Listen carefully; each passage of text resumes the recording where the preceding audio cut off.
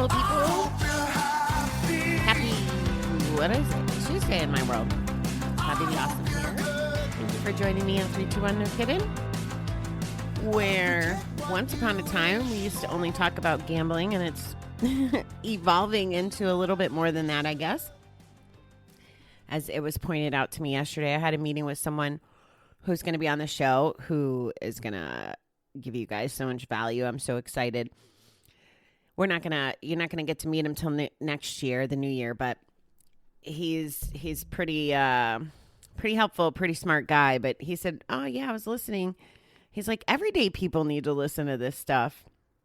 And I did somewhere along the way kind of transition once I started understanding that some of my friends were listening, or people that maybe didn't struggle with gambling addiction were starting to pay attention. So yeah, absolutely. If there's practices that you hear on here and you're not a gambling addict or even, substance abuse or whatever, the things that I talk about are about making us feel good and live our best lives and survive. I had an uncle that I called the other day, and he says, how you doing? And when I worked in my last company, we used to say, living the dream. It was kind of sarcasm for like, just doing the best I can. I'm here, whatever. And I answered him that way. And he's like, out of all the people that I've met, that's probably the most true. And that's what I want for all of you guys. So I'm sharing that with you because it's on my brain, and because I didn't do my dream miracle life homework this morning yet. So I can't speak to what I learned today. So I'll have to share that with you tomorrow. The other things that I wanted to mention before I get into the reading is I have a couple little milestones that I'm pretty proud of and excited of.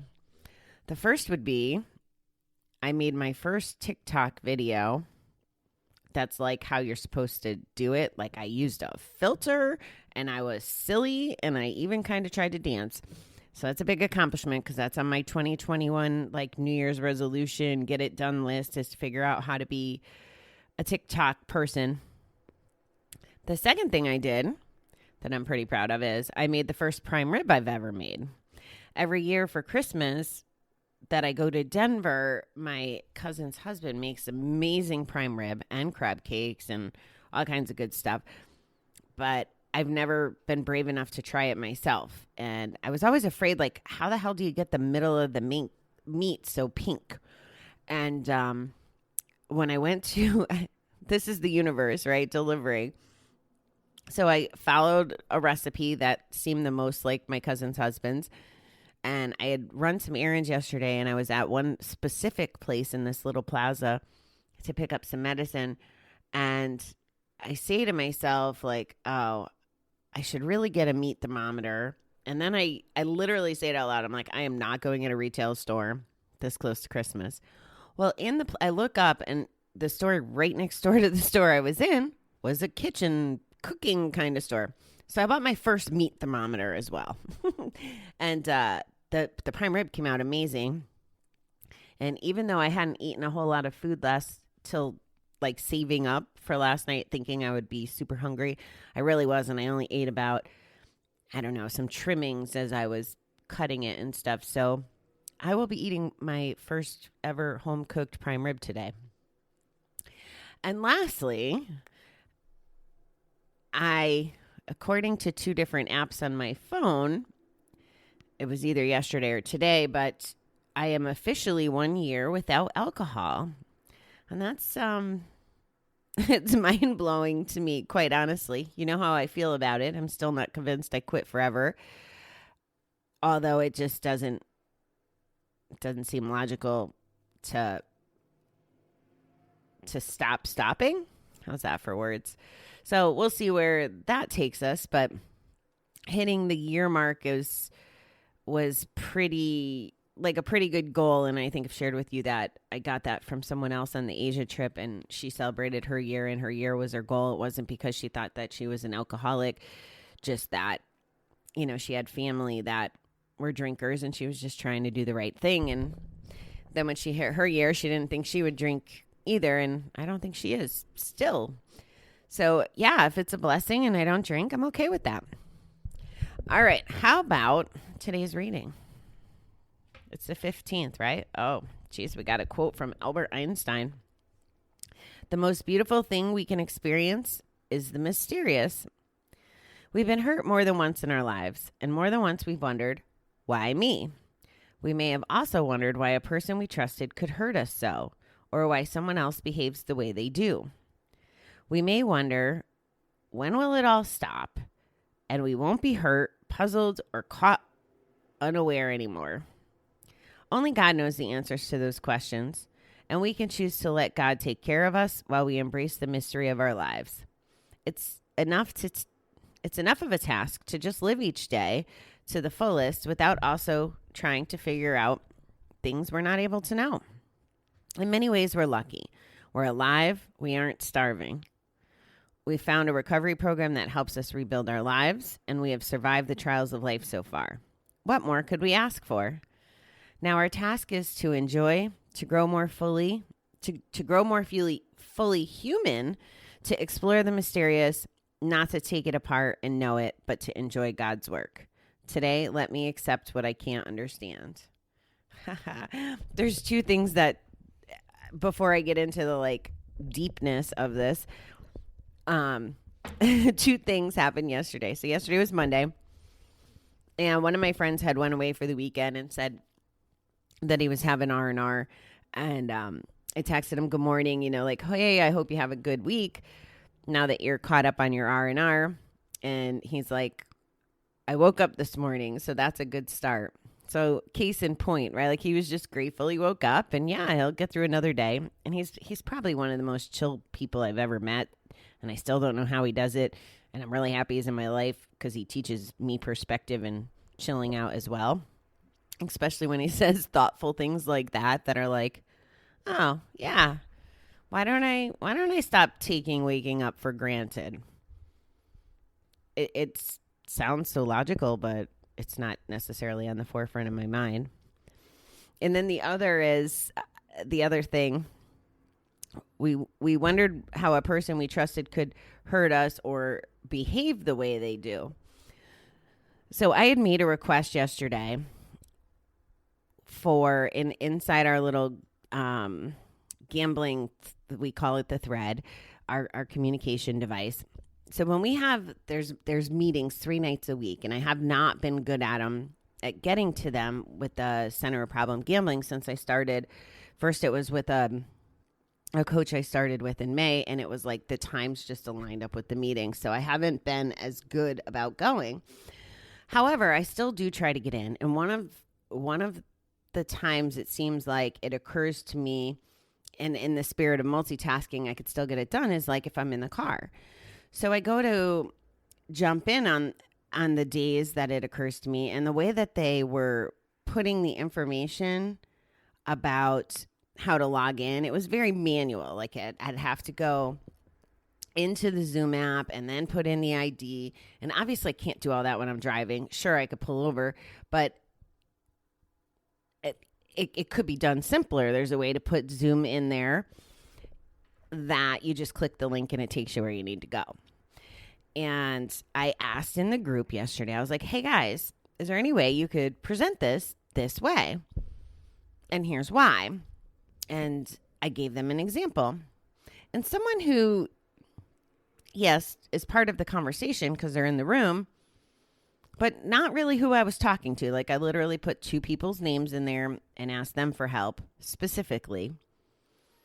And this other fella decides he has to say something like, well, geez, I don't know why this is important. I don't know why anybody couldn't find 2 minutes to jump, to go through the process and jump on. And, I try to leave my attitude at the door. So I did not respond in there. And later I was talking to my counselor because what's happening is our Monday night group is kind of switching formats, and one of the counselors is leaving. So I was like, hey, are you stopping in tonight? And I said, I may or may not tell this person off. And I was kind of, when I'm texting it, you can't tell my tone. So I was half being silly, but I didn't really think I'd say anything. I guess it would have depended on how the night went. If I could have done it in a productive way, I might have. But the problem is I've invested a lot of time and energy into this person's recovery. I feel like they just got to figure it out. Like it's just one of those people that you can only tell things so many times and there's not a lot of purpose. But it's also about my own behavior. Do I want to be a dick? Do I want to be looking for a fight, or drama or whatever? Like that's what addicts do. That's having my attitude on. So I did not confront him. And when I ended up talking to the counselor about it, she pointed out to me too that it's about perspective.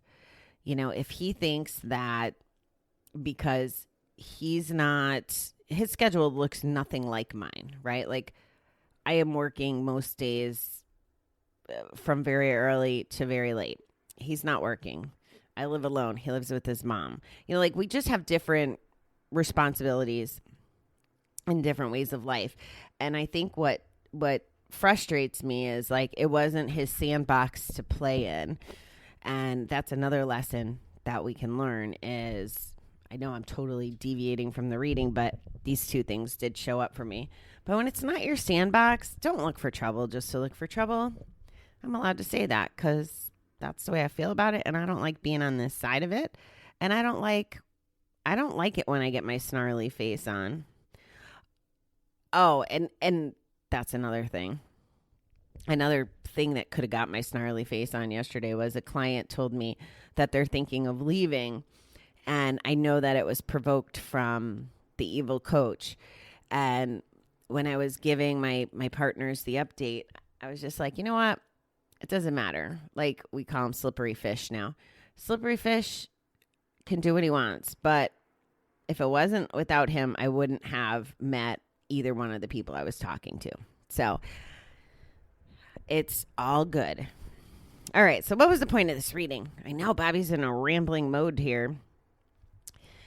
So we got to trust the mystery of our lives. That's what it's saying. Instead of trying to always have the answers,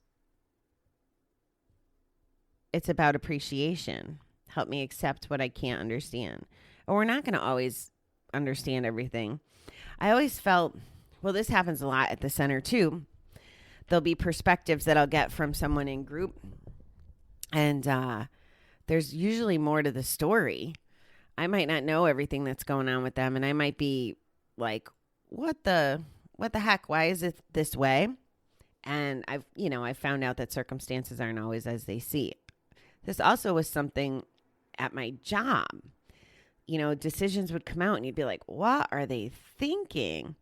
Now, sometimes maybe they were the right decisions and sometimes they weren't. But you had to kind of trust. Like if they're going to merge with another company or there's things coming down the pipeline, big programs that are being worked on, you just don't always have all the information. And it's the same way in life. So why worry about the stuff that we don't have all the answers to anyway? Like in the case of work, I should have just embraced whenever something like that happened. I don't need to know the answers.